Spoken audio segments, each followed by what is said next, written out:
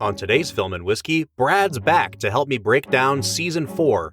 We're going to be revealing our entire Season 4 schedule of movies, as well as some exciting changes to each week's programming. That's all next on Film and Whiskey.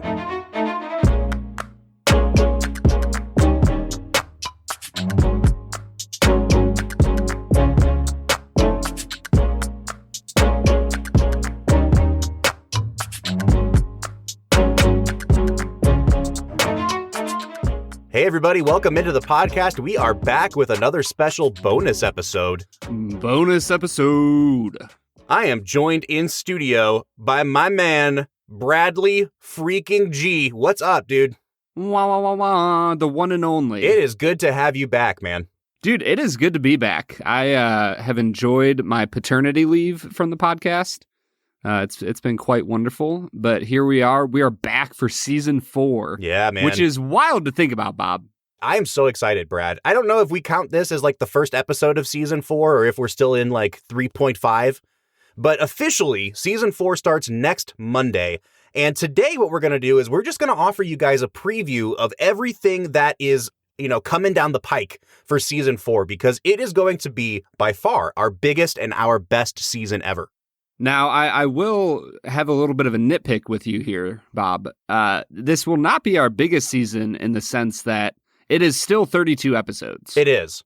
And we have actually drastically reduced the number of bonus episodes we're going to do this coming season because we were putting out over 50 episodes a season for the last 2 seasons. And guys, Bob, that means we're doing like 18 plus bonus episodes. Yeah. And it's a lot to edit. We can only do so much. We are only human. I know that we're producing the best podcast on Earth, but we need a little break. The best damn podcast in the land. That's right. We need a little break every now and then. That might be a copyright. I don't know, Bob. We're going to get a letter from Ohio State tomorrow. For sure. So today what we're going to do, we're going to walk through all the movies that we're doing in Season 4. We're going to do a big reveal of all of our movie lineup. We're going to talk about some of the guest hosts that we have coming on the podcast. It's going to be a good time, so please stick around for that. But before we do, we usually reserve this for the end of the episode, but as we roll into Season 4, we are going to be sharing so much more on our social media pages, and we want you guys to continue to follow us and like and subscribe to the podcast. Yeah, we have all sorts of awesome content coming out for you guys, so go ahead, like, subscribe, find us on social medias at Film Whiskey. Or if you want to become a Patreon and really support what we are doing monetarily, you can check us out, patreon.com/filmwhiskey. Once again, that's Patreon, patreon.com/filmwhiskey. Yeah, we have 3 different tiers that you can subscribe at, and you get basically bonus episodes and additional content at every single tier. It's as low as $3 a month. It really helps us out, guys. It helps us to buy new whiskeys that we can try on the podcast. It helps us to continue to upgrade our equipment. I mean, I don't know if you guys have noticed, but this podcast sounds a heck of a lot better than it did in Season 1, and there's a reason for that. We are so grateful for the support of our patrons that we have now. We're actually going to release a longer version of this episode with some bonus stuff in it just for our patrons. So if you want to hear that, go to patreon.com/filmwhiskey, consider subscribing.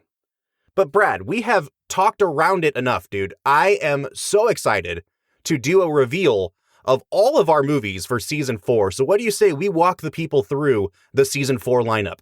Bob, honestly, the only movie that really matters is the first movie of the season, which would be The Two Towers. Last season, we kicked things off with The Fellowship of the Ring. We are continuing the Lord of the Rings trend. We're talking about my favorite Lord of the Rings film, The Two Towers. That is going to be our season premiere next Monday. Do we want to just declare the winner of the bracket now? I think we should. I think, Citizen Kane's not in contention this year, so we might as well just say, screw it, it's The Two Towers. Well, Bob, other than The Two Towers, we have a few probably decent movies on there. They might pale in comparison. Probably but let's decent. go month by month and take a look at what movies we have coming out for our beautiful and wonderful listeners. Yeah, you know what? I think this is actually going to be a really fun way to walk through it, Brad. And maybe what we'll do is, for those people who follow us on Twitter, Instagram, Facebook, I want to hear which month of the podcast you are most excited for. So we'll reveal our lineup month by month. And, if you like the movies in March best, go to our post and comment that March is the month you're most looking forward to. I honestly, Brad, looking at it, I think every month has some absolute bangers in it. So let's just keep going here. March 1st, we are going to do Lord of the Rings, The Two Towers, followed by 1992's absolute classic of a baseball movie, A League of Their Own. Are you crying? No. Are you crying? Are you crying? There's no crying. There's no crying in baseball. A movie I'm really excited for because I have not seen. Oh, man. Yeah, it's a great movie. It's just like an all-time Tom Hanks performance, too. Then we'll be jumping in March 15th with The Good, the Bad, and the Ugly. Have you seen that one, Brad? I actually have not. Oh, dude. That's like a massive hole in my cinema filmography that I've seen, and I'm really excited to get into that I one. cannot wait for us to do that one. That's maybe one of my top 20 films ever. Like, it's just a great movie. I will say, another disclaimer, Brad. You know how when we did, what was it, Amadeus? And Oh, yeah. we had to hunt down the theatrical version because they're only releasing the director's cut now. They're doing the same thing with Good, the Bad, and the Ugly, which I really hate because, like, I like the director's cut, but the theatrical version of that movie is already like 2 hours and 40 minutes. And when they restored the movie in the early 2000s, they added back in 20 minutes of deleted scenes that had shown in like the premiere that they then cut for the theatrical release. But now the only version you can find like streaming anywhere is the director's cut. So I guess I'm going to have to try to find you a theatrical cut because I'm just always very hesitant to introduce you to a movie with the longest possible version of that movie. You know what I mean? Yeah, we've never had a bad experience with that. No, never, ever. But yeah, so we're going to be watching the theatrical cut of The Good, the Bad, and the Ugly, which I think is one of the best films ever made. Well, once we get past one of the best films ever made, we're going to jump in on March 22nd with Fargo. It's the 25th anniversary, and that, I would say that perfectly fits the definition of a classic. Absolutely. 25th anniversary, like you said. Frances McDormand wins the Oscar, and I think it's going to actually line up pretty well because she's going to be nominated for an Oscar for Nomadland, the movie that she did this year. So that'll be fun to kind of figure out and parse out as we go. That's only going to be our second Coen Brothers movie after No Country for Old Men. I'm really excited to look at that one, Brad. Okay. I want you to tell me what these fellas look like. Well, the little guy, he was kind of funny looking. In what way? I don't know, just funny looking. Can you be any more specific? I couldn't really say. He wasn't circumcised. Was he funny looking apart from that? Yeah. Yeah, I've never gotten into the Coen brothers. No Country for Old Men was my first experience with them, and I think I was left a little wanting. So I'm curious to dive deeper into what they've offered. And then rounding out March, we're going to have 5 movies in March because of the way the calendar falls. On March 29th, we are going to be looking at the 30th anniversary of the thriller serial killer hunt masterpiece, The Silence of the Lambs. A census taker once tried to test me. I ate his liver with some fava beans and a nice Chianti. Bro, first off, spoiler alerts. Second off, you might be doing that episode on your own because I don't know if I'm down with Silence of the Lambs. Really? Yeah, dude, that movie looks scary as all get out when I was a kid. I'm not interested. You know what's really funny is I just rewatched it, I'd say, 3 or 4 months ago, and I'm not as big of a fan as I thought that I was. And also, I think part of the reason that I'm not as big of a fan as I thought I was is that it has influenced 30 years worth of movies and TV. And the way it plays now is like a slightly more bloody version of any show where they're hunting a serial killer. Like it plays like an episode of Criminal Minds with a bigger budget and better acting. And so like it's more, I wouldn't call it horror. I think in 91, people were like, this is a horror movie. I think in 2021, it plays more like a police procedural that has like, thriller aspects to it. Yeah, I mean, they just came out with a TV show, Clarice, which I believe is connected to Silence of the Lambs, correct? That is correct.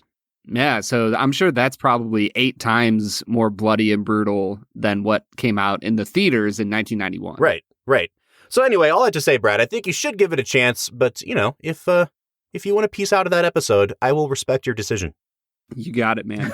Well, that is the month of March. Honestly, Bob, I'm really excited. It seems like it's going to be a very, very good kickoff to the season. Absolutely. Why don't you take us into April, though, Brad? Let's see if April can stack up.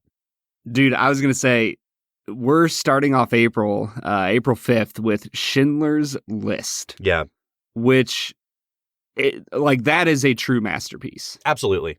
And it's one of those films that I think people kind of shy away from. You know what I mean? Like, it's a very heavy movie. We all understand that. But, like, even just in terms of talking about the filmmaking behind it, it is maybe Spielberg's best work as a director. It's either that or Saving Private Ryan for me.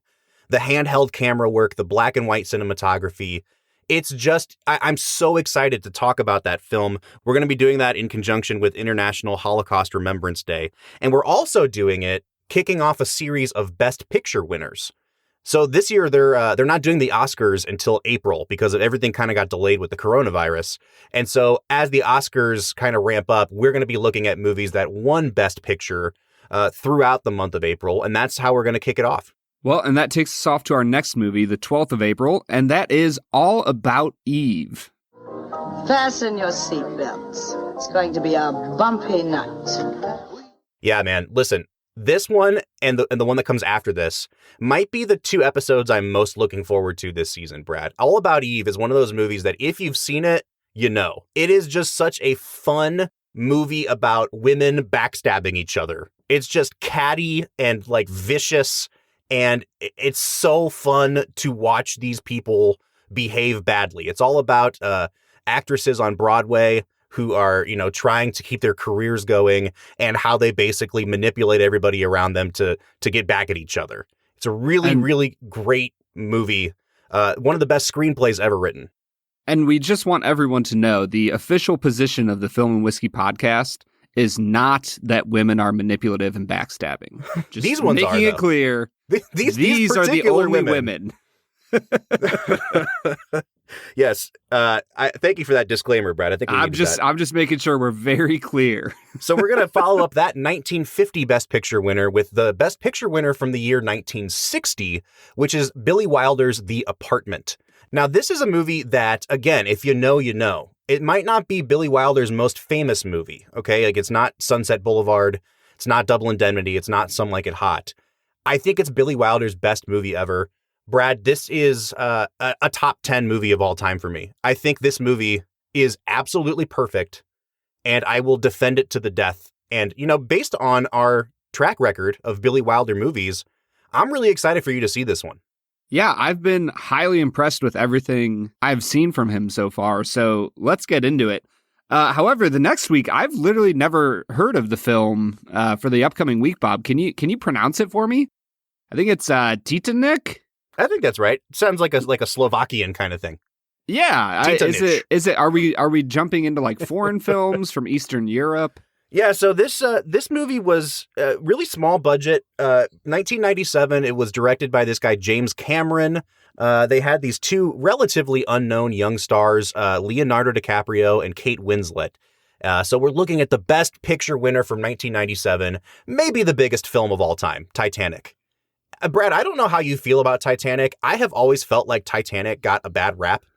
It's one of the best movies I've ever seen. You know what I mean? Like, you sit down in the theater with a bucket of popcorn, and there's something in that movie for everybody. It's just a freaking great spectacle of a film. Bob, I'm going to reveal two secrets of my life to you right now. Are you ready? Mm-hmm. Number one, I'm not a huge movie popcorn guy. Oh, interesting. Like, okay. It just dries you out and it makes you really thirsty. Sure. And then you drink a bunch of water and then you have to leave the 3-hour epic Titanic movie that you're trying to watch to go pee. And I've never been a big fan. I get that. I've also never seen Titanic all the way through. Wow. I've seen bits and pieces. Wow. Okay. Yeah. Interesting. Man. So, you know what's funny? Like, I know that the whole like premise of our show is Brad has not seen a lot of classic movies. But I'm still surprised sometimes by which ones you have and have not seen. And Titanic was one that I guess I just figured you would have seen that movie by now. Yeah. No, I mean, it was one of those movies that like it came out when I was 7 or 8 years old and I wasn't allowed to watch it. Yeah. And then I got into my teenage years and I still wasn't allowed to watch it. And then I got into college after college and, it might have been on in a friend's dorm room and I watched like bits and pieces, but I've never actually seen the entire movie. All right, Brad, that's going to round out our month of April. So once again, absolute bangers in the month of April. And that takes us into May. And May is really going to be contending for the title here because not only are we wrapping up our Best Picture series, we're also launching a series of films from the 1970s, which is widely regarded as maybe the best decade ever for film. And we're starting it off with a movie that checks both boxes. The Best Picture winner from the year 1972, maybe the greatest film ever made, The Godfather. Fredo, you're my older brother, and I love you. But don't ever take sides with anyone against the family again. Ever. Bob, I have a third secret for Oh you. my gosh, Brad. Come on, dude. I have seen Oh, The yay! Godfather. Oh, all right. Well, that one's going to be... Man, you're just too easy to mess with, my dude. Well, listen, I just... nothing surprises me anymore, is what I'm saying. Actually, I saw this with a good friend of the show, Mike Giles. He and I fun. watched it together, yeah. Great movie. Cannot wait to talk about that. I mean, what else do you need to say? Yeah, it's The Godfather. It's The of Godfather. all movies. Well, we're going to jump off from that one into like our first real comedy of this season. A League of Their Own is kind of a comedy, but there's some dramatic elements there. We are just going straight farce here with the 1975 film Monty Python and the Holy Grail on May 10th. Now stand aside, worthy adversary. 'Tis but a scratch. A scratch? Your arm's off. No, it isn't. Well, what's that then? I've heard worse. You liar. Come on, you pansy. Bob, I think that episode is just going to be us quoting Monty Python and the Holy Grail. Absolutely, dude. I literally just talked about this with a friend of the show, Jordan McCain, earlier. And he said that he doesn't actually enjoy watching Monty Python and the Holy Grail as nearly as much as he enjoys quoting it. I feel like I'm the same way. And I also feel that way about The Princess Bride. Like, I know The Princess Bride is one of everyone's favorite movies ever. I like it, but I think it's more fun to quote the movie than it is to actually sit down and watch the movie. I would feel that way about Princess Bride. I don't feel that way about the Holy Grail. I could sit down and watch that movie at any point of any day. Do you know what I'm most looking forward to about the Holy Grail, though, is having a 90-minute movie? Yes. Because, like, the first couple months of this season are just stacked with, like, 3-hour epics. Bro, I was thinking that. I was like, oh my gosh, dude, we have some long movies coming our way. For sure. Yeah, and that brings us into our next week. We will be looking at 1973's The Sting, a movie which I don't know if I've ever heard of. Yeah, Brad, I think you're going to like that one a lot. It's a fun movie. It's one of those movies that, like, you look back on and you're kind of surprised it won Best Picture because while it's super well made and I think it's a great movie, it just doesn't seem like that kind of, dramatic, weighty film that the Oscars likes to reward. It's Paul Newman and Robert Redford as two con men trying to pull off a really big heist. It's super fun. It's set in like the 1920s or 30s, so you've got that kind of old-timey vibe to it as well. I really think you'll like that one. It's just a crowd pleaser. I'll tell you what, man, Newman and Redford, I'm in. Absolutely. And, they're just coming off of doing Butch Cassidy and the Sundance Kid in 1969. This movie even tops that one, I think, in terms of just sheer enjoyment. And honestly, the premise of the movie, it kind of brings up a question that we might do as a Patreon bonus episode at some point. Do you think that once we get a certain chronological distance from eras, that it's harder to make movies about them? Because I feel like you get movies about a decade, like 2 to 3 decades afterwards. Like The Great Escape comes out in the 60s, I believe. 63, I think. And it's about something that happened about 20 years before. Yeah. World War II is an easy one because there's so much history on it. But like, if you made a movie about the 50s right now, would it have a chance as being as accurate as it would in the 60s or 70s? Just because everybody making films lived during the 50s in that time. I've wondered about that a lot because, like in the 1970s, there were a lot of movies being made about the 50s. And that's only a 20-year age gap. And yet it seemed like people were really okay with being nostalgic for the 50s already. Whereas now, the funny thing is, like, with the technological advancements that we've had in the last 20 years, the world is a much different place from 2000 to 2020, than it was from 1950 to 1970.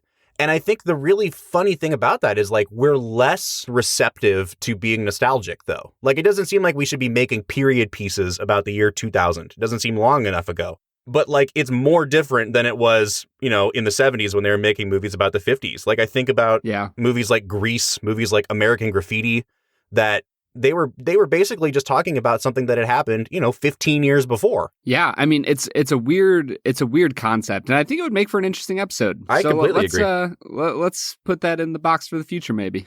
All right, but continuing on our 1970s series, on May 24th, we're going to be talking about a movie that I think may be one of the most perfect movies ever made, and that is the Sidney Lumet film Dog Day Afternoon.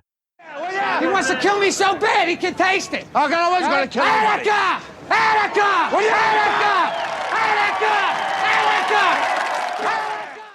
Al Pacino, maybe his best performance. Like, I think he might be better in this than he is in The Godfather.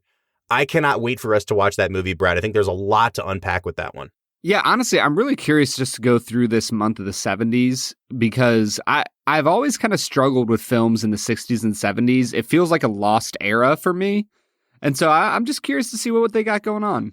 Well, we're following that one up with a movie that I'm almost 100% sure that you've never heard of. But it's 1976's film Network. I want you to get up now. I want all of you to get up out of your chairs. I want you to get up right now and go to the window, open it, and stick your head out and yell, "I'm as mad as hell, and I'm not going to take this anymore!" Also directed by Sidney Lumet. So we're doing back-to-back Sidney Lumet movies. This movie's screenplay is widely regarded as one of the best ever written. It is a dark, dark, dark comedy. Like, it's a satire, and if you don't think it's, like, it can play as a straight drama. You know what I mean? Like, you might not find it funny at all, or you might find it like pitch black comedy.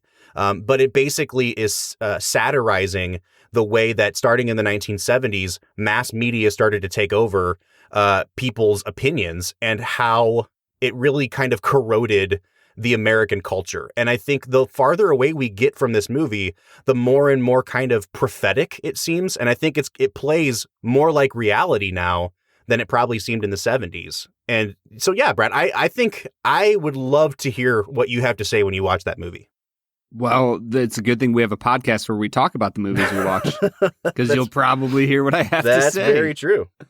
All right, well, that rounds out our month of May, but jumping into the month of June, we start things off with another movie from the 70s, Apocalypse Now. Yeah, this is going to wrap up our 1970s, and I think in a really fitting way. Like, it's the last big movie of the 70s. It came out in 79. Francis Ford Coppola. There's a ton of backstory there with the making of that movie. I'm excited for that. I think it might be the best Vietnam movie ever made.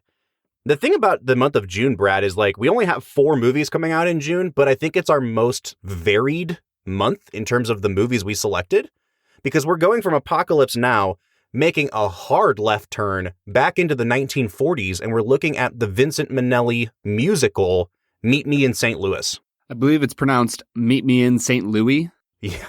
You know what? That's actually a fair point. We can argue that on the episode, because that's how the song goes in the movie. That's right. But then we jump out after that into, not anything different than Meet Me in St. Louis at all. Malcolm X. Yeah, we're jumping all the way into 1992 and looking at Spike Lee's epic film. Oh, I say it again. You've been had. You've been took. You've been hoodwinked, bamboozled, led astray, run amok. This is what he does. I watched this movie for the first time, I don't know, like 6 months ago. And it was one of the big blind spots for me in Spike Lee's filmography. It's a 3-hour-long movie. I'm like, do I really want to watch this? Finally sat down and watched it. Was absolutely blown away. Completely different style of filmmaking from Do the Right Thing. Like, he's really leaning into his kind of David Lean, Lawrence of Arabia kind of filmmaking background. And this movie fits right in with films like that. You know, Brad, I think growing up, in school, we learned a little bit about Malcolm X, but it always seemed to lean more towards Martin Luther King. And so I ashamedly kind of don't know as much about Malcolm X's life.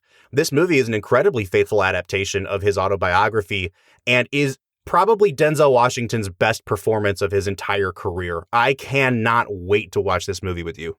Yeah, I'm really pumped to get into it. Like you said, I was really blown away with Spike Lee and Do the Right Thing. I was just very surprised with how much I enjoyed that movie. And so I'm excited to get into another of his films. I really don't think I've seen much Spike Lee in my lifetime, so it'll be good to jump into it. All right, well, that brings us to the end of the month of June. We are looking at 2000's Almost Famous. A movie that we were going to do last season, and then we had a huge snafu because the version that Brad found online to watch was the 3-hour director's cut. And it was so much better than your stupid, regular theatrical cut. I just remember asking you, like, hey, what'd you think? And you were like, it was good, but did it need to be 3 hours long? And I was like, what are you talking about? And I went and figured out that you watched the director's cut.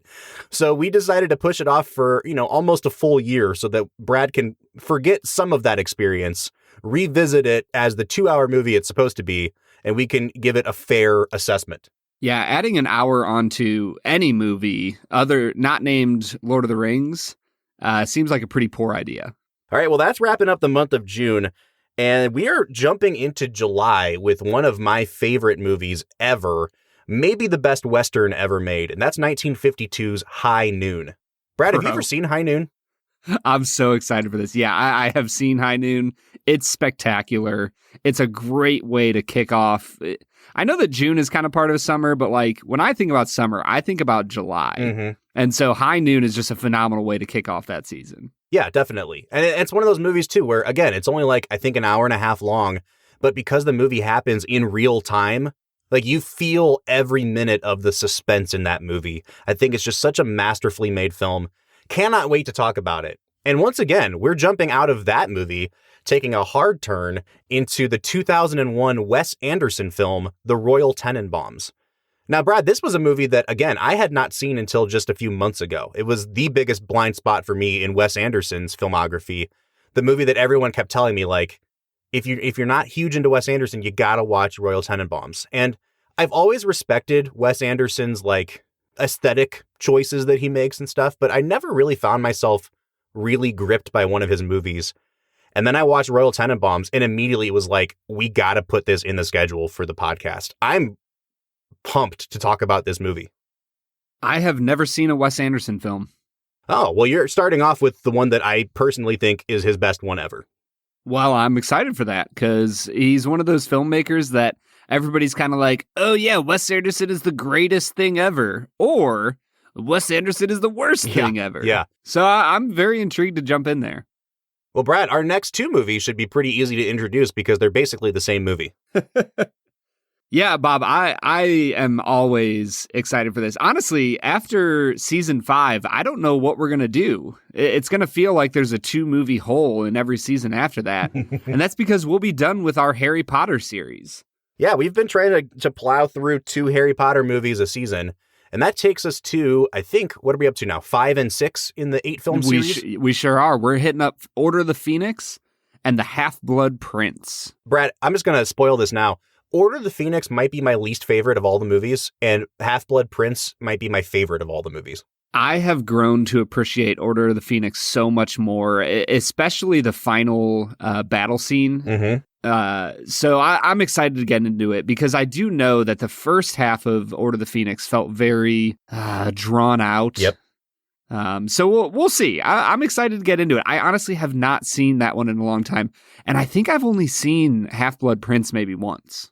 All right, so that wraps up our July, and jumping into August, we're in the dog days of summer, and we are jumping into our first animated film of the season, which is the 2008 Pixar film WALL-E. Mother Earth is amazing! These are called farms. Humans will put seeds in the ground, pour water on them, and they grow food like pizza. I just saw WALL-E for the first time, maybe last fall or late summer. Yeah. I love that movie. Yeah, I am so excited to get into it. The thing I love about WALL-E is it came at a time when every Pixar movie that was coming out was so wildly different than the one that came before it.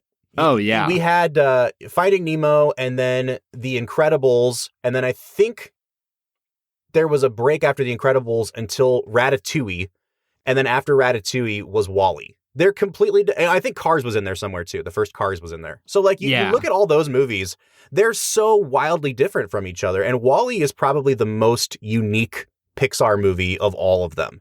You know, the first, 40 minutes are essentially like a silent film. There's barely any dialogue spoken because you're just following around these two robots. So like it's going to be interesting to talk about that one because it is just so vastly different from every other animated movie we've done. Yeah, it's really on another level, and it's just a fantastic investigation into what if we just didn't have anybody talk for a lot of the movie. And they do it so good because it's freaking Pixar. Well, speaking of movies where no one talks, Brad, why don't you introduce our next one after WALL-E? You know, I first saw this movie about a year ago, kind of similar to WALL-E. And I had a less than stellar reaction to it. But, you know, we're watching it for the podcast, and I'm excited for it. It is Les Miserables. Yeah, we're doing Les Mis for Bastille Day. In solidarity with all of our French listeners, we're going to celebrate Bastille Day with Les Mis. I think we should just sing the entire episode, Brad. If we didn't get copyrighted super duper hard, I'd be 100% in. All right, well, after Les Mis, we're actually going to do another Pixar movie. Our second animated film is going to be Toy Story 2 on August 16th. Brad, for a long, long time, I would have said this was my favorite Toy Story film. I'm not sure if I'm there now, having watched them all again in the last summer, but I think this movie is pretty much a 10 out of 10 without me even really having to think about it. You know, it's been a long, long time since I watched it, but I always remember thinking that it was just a little more fleshed out than the first one. I'm just super pumped to get back into the Toy Story universe.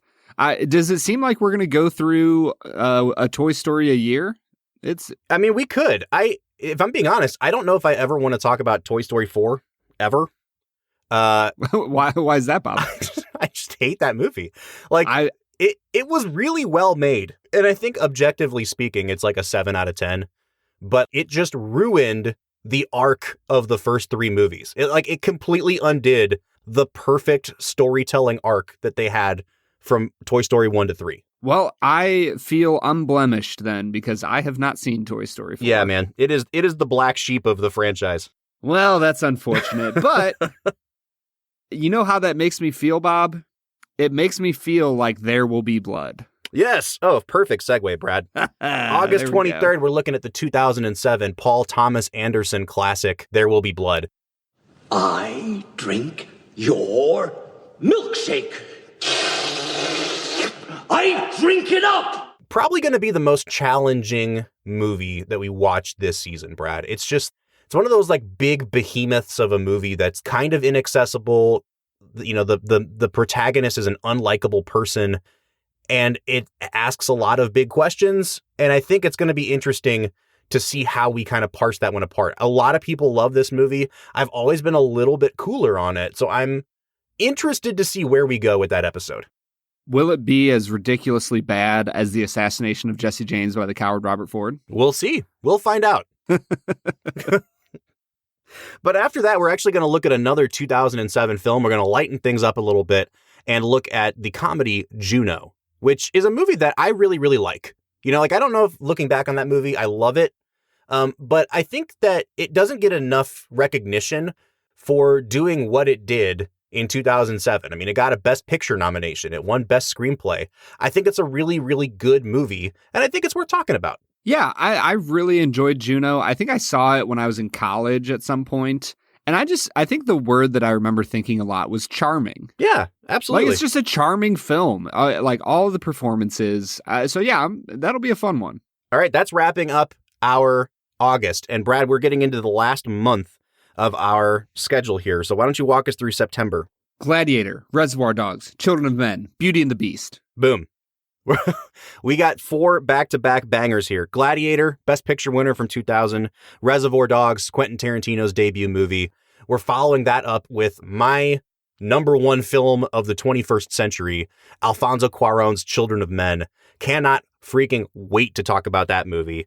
And then we're going to lighten things up again with our third animated film of the season, 1991's Disney classic, Beauty and the Beast.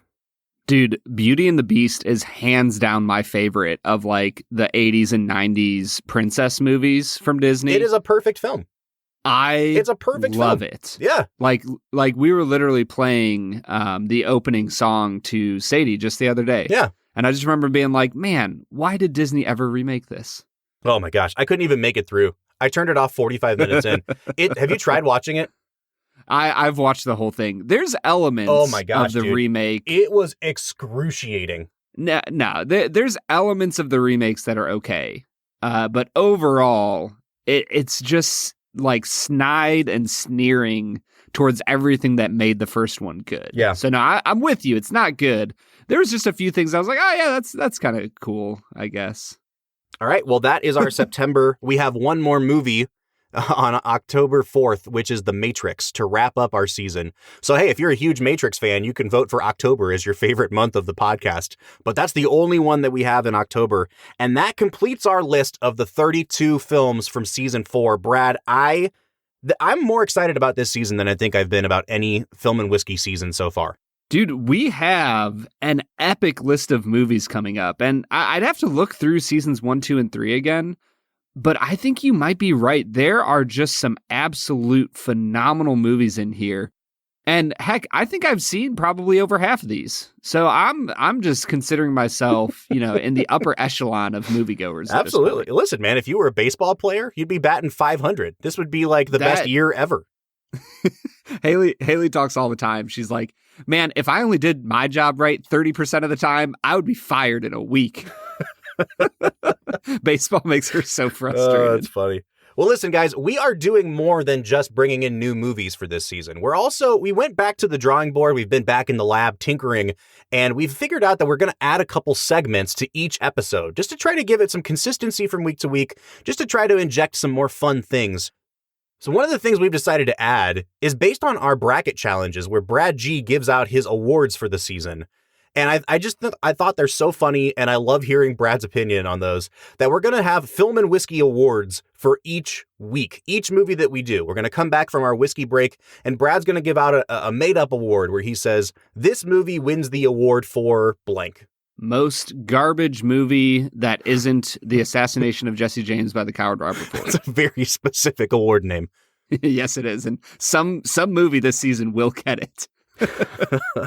Yeah, and then another segment that we're going to have is something that has happened in my life many times. It's the Bob Ruins It section, where Bob takes a portion of my life and ruins it. Absolutely. I mean a movie. Something that I love to do is just ruin everything for everybody. No, but, Brad, I think that like every week we do each have nitpicks with the movies that come up. And once in a while, we're like, hey, I noticed this gigantic gaping plot hole and it's never made sense to me. When we did our Back to the Future episode, like all of the problems we had with that film, a film that is regarded as essentially perfectly written, we had people write to us afterwards and they said, you have ruined this movie for me. Like, I can't watch it and like it as much as I did before. And we thought it'd be fun to just have a section where, me and maybe Brad, we nitpick a little bit in a controlled environment. And we're calling it Bob Ruins It. Yeah, I personally think that Bob's Nits is a better title for this section, but Yeah, we'll workshop it. We'll see what we come out with. But not only that, we are going to revamp our Brad Explained section just a little bit. And I think it's going to be in a really fun way. We are going to be throwing a beautiful 60-second timer on the clock, and I will only have 60 seconds to describe the movie that we just saw. This is honestly to prevent, future Gone with the Wind scenarios where I'm talking for 10 minutes about an inanely long movie that I just can't, really sum up in a short amount of time. Yeah, I mean, like, I have always respected the effort that you give with Brad Explains, because it's hard sometimes to know, should you just give like the one sentence, overview, or do you have to walk through all the plot developments? And some of the more complicated movies we've done, like Inception, it's like, how do you even explain that in a way that doesn't take 5 minutes? And so we're going to make it fun by putting Brad on a timer and just giving him a hard cutoff after 1 minute. And if it makes even less sense than before, so be it. I always feel like I'm walking the line between the one sentence that you get on like the IMDb, like right below the movie, and then the 17 synopsises. Synopses? I think it's synopses. Me trying to compile the 17 different synopses that, users have written in below it. Yeah. Like, I never know how to actually do it. Yep. I get it, man. You know what I'm super excited for with this season, though, is that we are doing something we've never done before, and that is bringing in a bunch of guest hosts on this season. Like we've had some friends of ours, and we've had a couple friend of shows come on. Perry Ritter came on last season. Chris Blattner came on last season. We've had our friend Jen Lowers. We've had Jordan McCain. But overall, we haven't really had a lot of guest hosts on the show. And so what we've been focusing on the last few weeks is really reaching out to other people in the whiskey community, especially people from other bourbon podcasts. And we're inviting them on the show to talk about one of their favorite movies. Brad, why don't we go through our list of guest hosts that we have this season? Yeah, I'm really, really excited for this. I think it's just going to be such a fun chance to collaborate within the podcast community. So early in the season, we are jumping on with Bourbon and Blondes. Yeah. 2 gals out of St. Louis that just do phenomenal work on their own show. Yeah, they're going to join us on March 8th for A League of Their Own. And then later in March, we're actually doing back-to-back guest host episodes. We're going to be joined by Kenny Coleman of the biggest whiskey podcast, at least the biggest bourbon podcast on earth, Bourbon Pursuit. Kenny's going to be joining us on March 22nd to talk about Fargo. Yeah, and then literally the next week for Silence of the Lambs, we will be joined by Chad and Sarah, who are a part of It's Bourbon Night, which is a phenomenal bourbon podcast because at the end of the day, every night is bourbon night. That's right. And not only do they have the podcast, they have one of the bigger bourbon-centric YouTube channels out there, too. I mean, I have learned so much just from watching their channel. Can't wait to sit down with them and talk about Silence of the Lambs. And, Brad, if you have to peace out, from being just utterly freaked out by that movie, I'll have 2 backup hosts there. Dude, I'll tell you what, man, the previews for that movie, the cover for that movie, everything about it is terrifying. And like the 8-year-old in me still is like, nope. Yeah. Well, we'll see what happens there. On April 26th, we're going to be joined by our friend Jackie James. She is one of the biggest whiskey-related influencers on Instagram, over 10,000 followers. She's so much fun to follow on Instagram. She has such a great personality. I cannot wait to get her on the show. We're going to be talking about one of her favorite films, Titanic. And then moving on into the next week, Bob, we have like 4 out of 5 weeks here where we have guest hosts that I'm really excited for. We have one of the most epic, legendary names in not just like podcasting or anything like that, in the whiskey world. We're going to be joined by Peggy Noe Stevens to talk about one of the greatest movies of all time, The Godfather. Dude, I mean, she is literally the godfather of the Kentucky bourbon trade. Yeah, we reached out to Peggy and I was like, hey, do you want to join us again? Here's the list of movies. She's like, well, I'm Italian. I have to talk about The Godfather. I was like, yeah. You talk about whatever you want to talk about, Peggy Noe. Like, it could be the Godfather episode and she could come on and talk about Godfather 3. And I'd be like, sure. Whatever you want, Peggy. That's right. Well, the week after that, we're going to be joined by the guys from Dad's Drinking Bourbon. Again, one of the bigger bourbon podcasts out there. They want to talk about Monty Python and the Holy Grail. I have a feeling that's going to be a really, really fun episode. If you've ever listened to Dad's Drinking Bourbon, those guys like to let loose. And so this should be just a quote fest from beginning to end. Yeah, it'll be an absolute riot. And literally the next week, we will be talking with friend of show and honestly, dude, one of my favorite persons ever. Chris Blattner will be rejoining the podcast as a guest host for The Sting. Yeah, which is good because, like you said, Brad, you haven't really heard of that movie before. I love the movie. I'm excited to have Chris come on because it sounds like this is one of his favorite movies. Like he specifically said, I want to do The Sting. Has anyone else claimed it? So we're having Urban Bourbonist on the show to talk about that great Paul Newman and Robert Redford matchup. And then at the end of June, we're going to be joined again by our friend Perry Ritter from This Is My Bourbon podcast to talk about Almost Famous. To balance out Brad's general mehness with that movie from watching the 3-hour cut, we'll have Perry on to offer a little bit of levity and a little bit of support for that movie. Dude, his enthusiasm is one of the most refreshing things in the world. I'm so excited to have him back on the show. Me too. Well, and our final, that brings us to our final guest host for the year, which is Jackie Zykan. Yeah, Jackie just joined me a few weeks ago for, I think, one of the best interviews we've ever had on this show. She is the master taster at Old Forester. one of the most prominent figures in the bourbon industry right now. And we talked about Wes Anderson as her favorite films. And so I said, hey, we're doing Royal Tenenbaums in season 4. And she said, sign me up. So she's going to join us for Royal Tenenbaums. I cannot, once again, like one of the best personalities we've ever had on the show. She's just so lively and so knowledgeable about her movies. I can't wait to talk to her about Wes Anderson and the Royal Tenenbaums. All right, Brad, we've gone for like almost 50 minutes here talking about season 4. If you can't tell, we are really, really excited for this season. We have been working our butts off in the lab, trying to get some guest hosts, trying to inject this thing with some more fun segments, really revamping our movie lineup. I think this is going to be our biggest and best season ever. We have so many cool things coming down the pipeline for you guys. And in the end, though, Bob, I do want to take a second and reflect. Like, we started this podcast, 2 years ago now? Yeah. And like the goal of the podcast was just to watch some great movies, drink some fun whiskey, and just have a good time. And I think that is at the core of what we're doing. Yep. And that's the reason why you guys keep coming back and listening. It still blows my mind that there's people out there that are like, hey, you know what I'm going to do with my time? I'm going to go listen to Brad and Bob. Like that just blows my mind. Yeah, I can't believe bit. it. I can't believe I can't get my friends and family to listen to me half the time. The fact that like strangers are volunteering to hear me ramble about a movie blows my mind. Yeah, so we just want to say once again, if you've made it to the end of this episode, thank you. You guys are what keep us going. And we're excited to bring this season to you guys. I think that as we go, we're getting better and better. And season 4 is just going to be so much fun. Yeah. Well, listen, we are going to move into a Patreon exclusive segment for the end of this episode. If you'd like to hear what we have left to say, we're going to reveal all of our whiskeys for season 4. If you'd like to hear that, consider going to our Patreon and subscribing at any level, patreon.com/filmwhiskey. So we're going to move into that segment. We will be back next Monday with our season 4 premiere, The Lord of the Rings, The Two Towers. So until then, I'm Bob Book. I'm Brad G. And we'll see you next time.